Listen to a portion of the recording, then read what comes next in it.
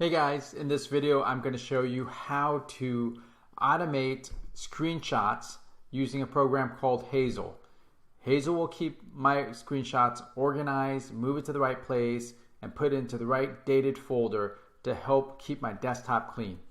Hey guys, I want to tell you about a tool that I use every single day. It's called Hazel, and this is what it looks like. Now, Hazel does a lot of different things, but what it primarily does is that it monitors certain folders on your computer. You can designate which folders it monitors, and when it sees a file get saved into a particular folder that's being monitored, and if that file meets certain conditions, it will take an action onto that file.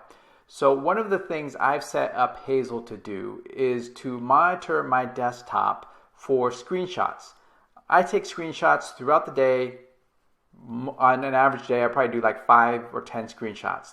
And then what Hazel does is it's looking at the desktop and it looks for a couple things. So here's the script that Hazel takes a look at. It looks at the file on the desktop and says, hey, what kind of file is this? So on a Mac, when you do a screenshot, it's going to be an image file. A lot of times, I think it's a PNG file.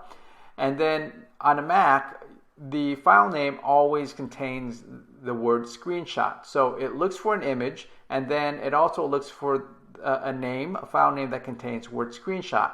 If those two things meet, or those two conditions match, what happens is that it moves that screenshot to the downloads folder. And then it sorts the screenshot into a subfolder that's going to be named screenshots with the date added.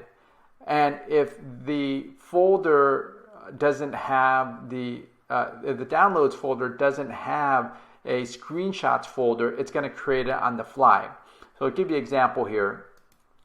Here's my downloads folder. There is no screenshot folder here, but if I take a screenshot, it's going to figure that out and it's going to create that folder on the fly. So I'll just open a browser and I'll do a screenshot of something. Probably do this 100 times a day. And what you're going to see here is after I take the screenshot, on the lower left hand corner, it'll show me a thumbnail of that screenshot. That's just the regular Mac OS letting me know that the screenshot's there and I can make edits to it. So it's going to show up here. And what the Hazel is also programmed to do is to show me the location of the file after it's moved. So it takes a little bit of time before it will process it and figure out that it's moved. So most of that time there was just waiting for my interaction on the file, just in case I wanted to make some annotations on the screenshot. So you can see here it opened another window here, opened this window here. Let me just close this here.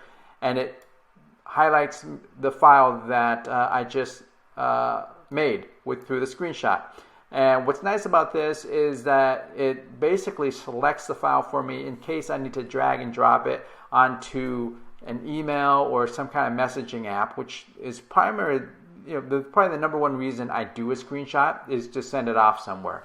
So it's there. But what's nice about this is no matter how many screenshots I take during the day, it's not going to clutter up my desktop. You can see my desktop is clear here. I'm going to take another screenshot, and what you'll see again is that it's going to pop up down here to let me give me some time to annotate it. But you'll also see an icon here up on the right side corner that if this thing wasn't running, it will sit there and it will collect there and really clutter up your desktop. So I'm going to do this screenshot here. I'm going to do a couple of them just in a row so you can just kind of see just how it processes this stuff. So here it goes down here, pops up here. Now there's 2 up there. Now it's moved over here. Now the 2 that was pretty fast. I think I did 3 of them, so we're waiting for 1 more. And that way everything is nice and organized, filed away. When I come back tomorrow, I don't have to wonder where my screenshots are and which ones that's cluttered on my desktop that I took yesterday. So it's all sorted here. So I hope you found that tip helpful. It is a paid app, but it's well worth it. I set it up to do a bunch of other things to keep my files organized, so I never even have to touch it. And it just is such a time saver.